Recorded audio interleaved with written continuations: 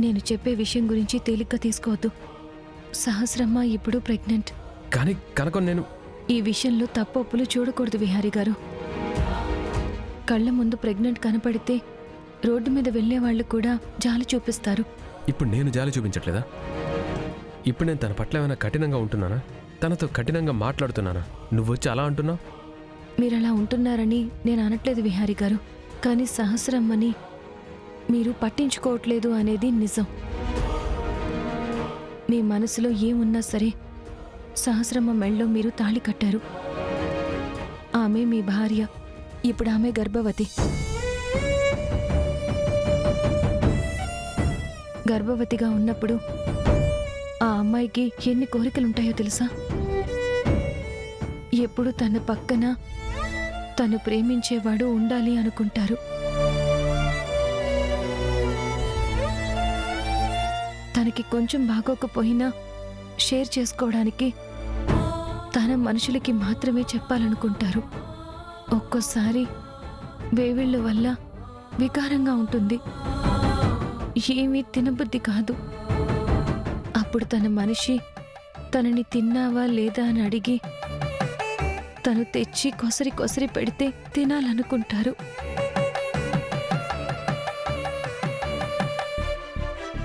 ఒక్కొక్క రోజు నడవడానికి నీరసంగా అలసటగా ఉంటుంది.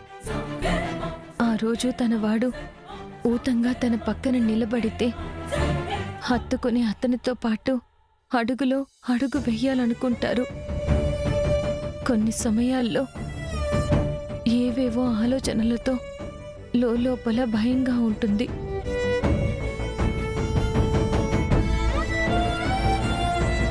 అప్పుడు తనకి తోడుగా నిలిచే మనిషి తన పక్కనే ఉన్నాడన్న ధైర్యంతో ప్రశాంతంగా ఉంటారు.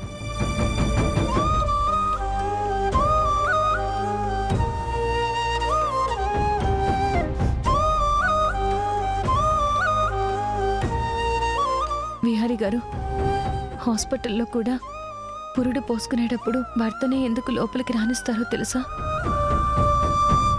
భరించలేని నొప్పులతో పెయిన్ అనుభవిస్తున్నా భర్త పక్కనుంటే తనకేమీ కాదు అన్న భరోసాతో నొప్పిని భరిస్తూ పిల్లల్ని కంటారని భర్తని లోపలికి రమ్మంటారు. మీకు ఒక్కటే చెప్పగలను, మీ ఉద్దేశం ఎలా ఉన్నా ఈ టైంలో సహస్రమ్మకి మీ తోడు కావాలి, మీ ఓదార్పు కావాలి, మీ సమయం కావాలి. అన్నిటికంటే ముఖ్యమైనది సహస్రమ్మ సంతోషంగా ఉండాలి. ఆమెకేం కావాలో మీరే చూసుకోవాలి. ఆమె ఏది అడిగినా మీరే తీర్చాలి. ప్రతిరోజు తన ఆరోగ్యం ఎలా ఉంది అని అడగాలి.